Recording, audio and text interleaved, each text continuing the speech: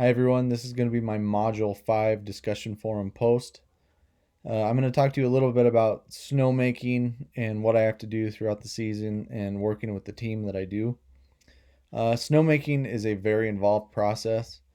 Um, Communication comes involved from the very beginning all the way through and into the very end.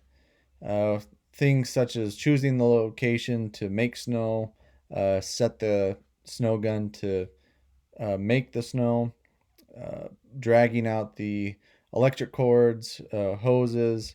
The system that I actually work with has about 700 pounds of pressure throughout the water in the hose itself. Also, the electric is 480 volts of electric. So we need to be cautious about where we're setting our snow guns, dragging the hose, and making sure that it is off the side of the trail, especially if we are going to be making snow during the day when we're open for the season and we have guests skiing or snowboarding.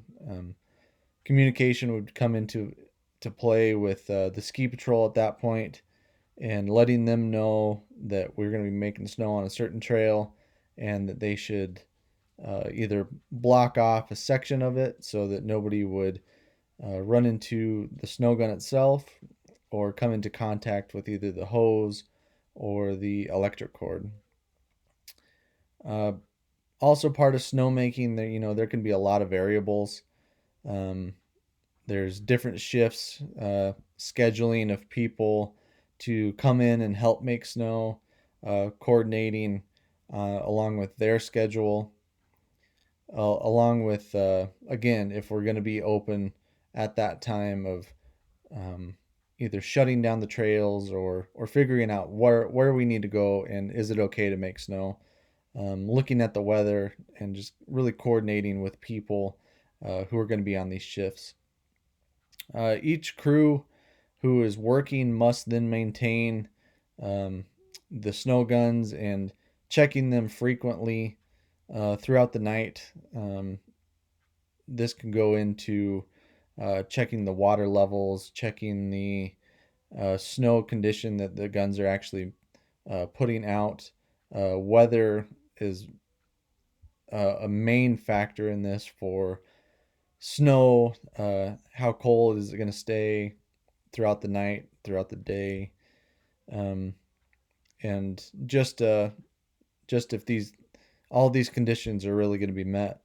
So effective communication for us is really throughout the whole process before we even start to all the way through when we're finished.